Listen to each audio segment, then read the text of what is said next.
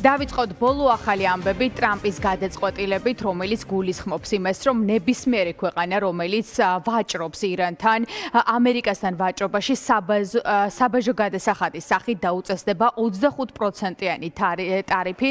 ეს გადაწყვეტილება პრეზიდენტმა ტრამპმა გუშინ გამოაცხადა, მან Truth Official-ზე სოციალურ ქსელში დაწერა და თქვა ისიც, რომ ეს გადაწყვეტილება ძალაში დაუყოვნებლივ შევა, რაც ნიშნავს იმას, რომ ნამდვილად ნებისმიერი ქვეყანა, ვინც ვაჭრობს ახლა ირანთან არის საფრთხის ქვეშ, მათ მოუწევთ უფრო მეტი საბაჟო გადასახადის გადახდა შეერთებულ შტატებთან ვაჭრობის დროს და ბუნებრივია შეერთებული შტატების პრეზიდენტის ამ გადაწყვეტილების სამიზნეც არის საქართველო, იქიდან გამომდინარე, რომ საქართველოს ხელისუფლება აქტიურად აწარმოებს სავაჭრო ურთიერთობებს ირანთან, მაგალითად გასულ წელს 322 მილიონი დოლარი იყო სავაჭრო ბრუნვამ შეადგინა $322 მილიონ ირანთან, მაშინ როდესაც შეერთებულ შტატებთან ვაჭრობა შეადგინა $140 მილიონი, რაც პრაქტიკულად ორჯერ და სამჯერ მეტია ამერიკასთან შედარებით ირანთან ვაჭრობა შესაბამისად ქართულ ოცნებას ახლა მნიშვნელოვანი გადაწყვეტილების მიღება მოუწევს, გარდა ამისა ქართული ოცნება მიუხედავად იმისა, რომ ირანის ხამენეის რეჟიმი პრაქტიკულად ტერორისტულ რეჟიმად არის გამოცხადებული, ისინი მაინც აქტიურად თანამშრომლობენ და ჩვენ გვახსოვს ირაკლი კობახიძის რამდენიმე სახელმწიფო ვიზიტი ირანში იმ დროს, როდესაც ჯერ კიდევ ირანი შეერთებულ შტატებს და მის პრეზიდენტს განადგურებით ემუქრებოდა. ახლა რა ხდება შეერთებულ ირანში და რა გადაწყვეტილებას მიიღებს შეერთებული შტატები? დონალდ ტრამპს CBS-ის ინფორმაციით უკვე გააცნეს გეგმა, რა გეგმითაც შესაძლოა შეერთებულმა შტატებმა ხამენეის რეჟიმს უპასუხოს. სულ ცოტა ხნის წინ თეთრი სახლის პრესპიკერმა ისაუბრა ტრამპის გადაწყვეტილებასთან დაკავშირებით. ბუნებრივია ჯერჯერობით გადაწყვეტილება მიღებული არ არის, თუმცა კეროლაინ ლევიტი ამბობს იმას, რომ სამხედრო მოქმედებაზე მეტად დონალდ ტრამპს დიპლომატია ურჩევნია და ეს განცხადება შეიძლება მივიჩნიოთ იმას, რომ სავარაუდოდ ტრამპი სამხედრო ინტერვენციას ირანში ჯერჯერობით არ განახორციელებს და შეეცდება მოლაპარაკებები აწარმოოს ხამენეის რეჟიმთან.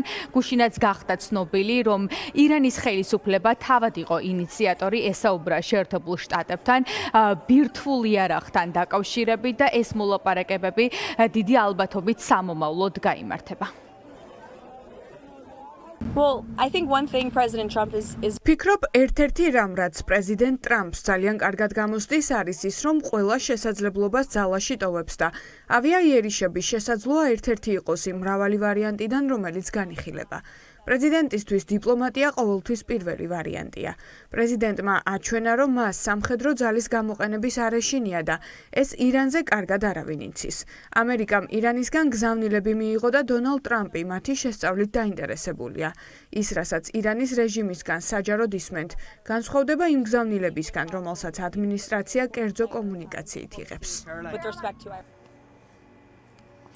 ახლა რა ხდება ირანის ქუჩებში? მე-17 დღეა პროტესტი არ წყდება, გუშინაც მსხვერპლთა რიცხვი გაიზარდა სამწუხაროდ ბოლო მონაცემებით, რომელსაც BBC ნორვეგიაში დაფუძნებულ ირანის ადამიანის უფლებების ცენტრზე დაყრდნობით წერს, რომ გარდაცვლილთა რიცხვი გაიზარდა 648 ადამიანამდე. ეს ოფიციალურად, რაც საინფორმაციო ბლოკადის ფონზე ირანიდან ვრცელდება, თუმცა არ არის გამორიცხული, რომ გარდაცვლილთა რიცხვი გაცილებით მეტი იყოს და მაგალითად გუშინ BBC წერდა, რომ 10,000-ზე მეტი ადამიანია სავარაუდოდ გარდაცვლილი, რადგან კადრები, რომელიც ირანის ქუჩებიდან ვრცელდებოდა, სწორედ სიკვდილიანობის და მოკლულთა საკმაოდ მაღალ მაჩვენებელს აჩვენებდა. რაც შეეხება დაკავებულებს, გუშინაც ხამენეის რეჟიმმა რამდენიმე ათეულობით ადამიანი დააკავა და დაკავებულთა რიცხვი 1600-ზე მეტ ადამიანს აჭარბებს. ამ ფონზე ირანის რეჟიმი ემუქრება ადამიანებს მიუხედავად იმისა, რომ პროტესტი ირანის ქუჩებში არ წყდება და დახმარებაც დასავლეთიდან აქტიურად დახმარებაც არერთხელ შესთავაზა შეერთებულმა შტატებმა ირანის მოქალაქეებს, იმ ადამიანებს, რომლებიც ხამენეის რეჟიმის წინააღმდეგ გამოდიან. ამ ფონზე აიათოლას რეჟიმი ემუქრება მოქალაქეებს და მათ სიკვდილის დასჯას აპირებს. როგორც უკვე გითხარით, ეს ემუქრება ყველა იმ ადამიანს, რომელიც ახლა არის დაკავებული. გუშინ ირანის საგარეო საქმეთა მინისტრმაც ისაუბრა ამასთან დაკავშირებით და თქვა, რომ არ არის გამორიცხული მიმდინარე კვირაში ამ ადამიანებს სასიკვდილო განაჩენი გამოუტანონ. მიუხედავად ამისა, ქუჩაში პროტესტი გრძელდება და ადამიანები დანებებას არაპირებენ.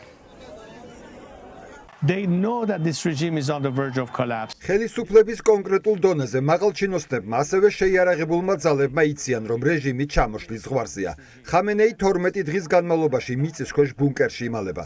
ხელმძღვანელობის წევრები ქვეყნიდან გაქცევისთვის ემზადებიან და თვითმფრინავებს ასაფრენად ავსებენ. აი ასე ახლოსაა ამ მდგომარეობა. მე მაქვს სადაზვერვო ინფორმაცია, მათ შორის ინფორმაცია უზენაესი ლიდერის ახლო წრეშის საიდუმლო შეხვედრებიდან. თუ ხალხს ნამდვილად არ ჯეროდა, რომ ეს შემეძლო ყოფილიყავი ის ადამიანი, ვინც ამას მათთვის გააკეთებდა, ან ვისაც ენდობოდნენ, მილიონობით ადამიანი არ იქნებოდა ირანის ქუჩებში, ირანის 4-ვე კუთხეში. ჩემს სახელს არ სკანდირებდნენ და ჩემს დაბრუნებას არ მოითხოვდნენ. ეს უნდა მეტყველებდეს ადგილზე არსებულ რეალობაზე.